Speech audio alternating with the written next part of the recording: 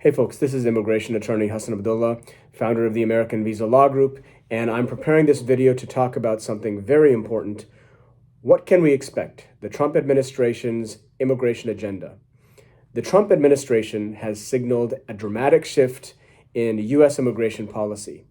Today, we'll break down what this could mean, the potential difficulties, and how could this impact our communities. So let's dive right in.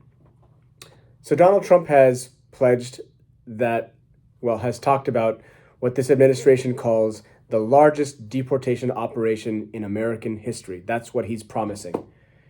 His supporters are echoing this sentiment and have rallied with signs, and they're demanding mass deportation now. But how feasible is this? We've been seeing rallies and we've been seeing the signs behind him when he was running for president. So how is this mass deportation is it feasible? Let's talk about the details. So currently, there are over 11 million undocumented immigrants in the US. And the vice president-elect suggests that we can deport 1 million people every single year. For context, during Trump's first term, 1.5 million deportations took place over 4 years. So they want to more than double that. To hit these new targets, the administration says that they're going to rely on raids, expedited removals, and expanded detention facilities. Expedited removals would be if you entered the United States, there's a process called expedited removal where they make an express decision quickly to just have you deported, and often you may face an immigration bar as well, which would prevent you from coming back.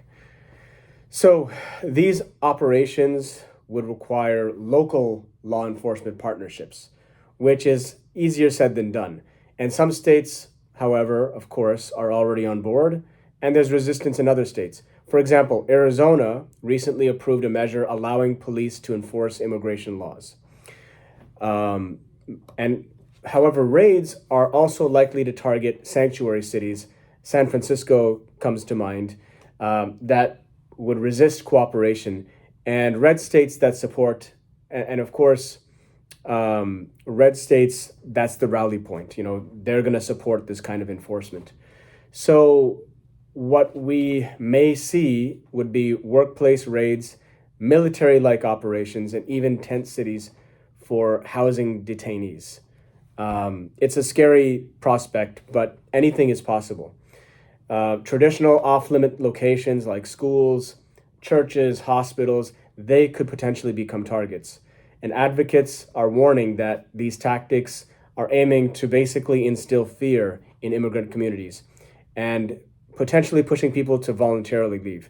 So these are really, a lot of this could just be posturing, political posturing and scare tactics. We have to really see how this plays out, because having such a grand deportation strategy is not going to be easy to implement.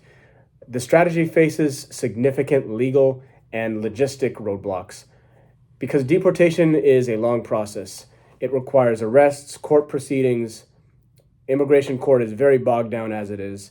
And groups like the ACLU are preparing to dispute this with legal actions saying that this violates constitutional law or due process. So expect there to be court battles as well. And there's also this difficulty of detention capacity.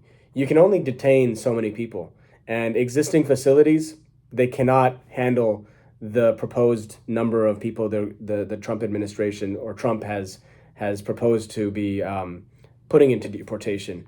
So, the administration may have to turn to things like unheard of, that's never happened before, like warehouses, and as I mentioned, tent cities, and even perhaps deals with third-party countries to relocate deportees.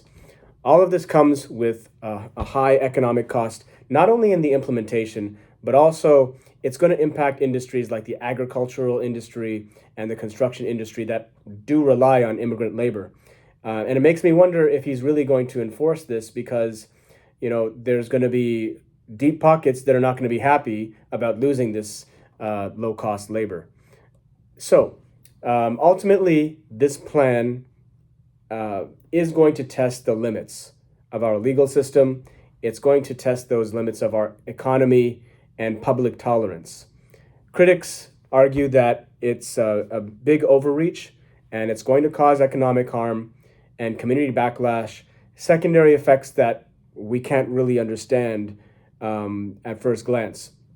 Of course, supporters say that this is all about restoring the rule of law, and you can understand that perspective as well. One thing is clear: in the coming months, it's going to be what you would call one of those major defining moments in America's immigration debate. So, what are your thoughts? What do you think? Share your perspective in the comments.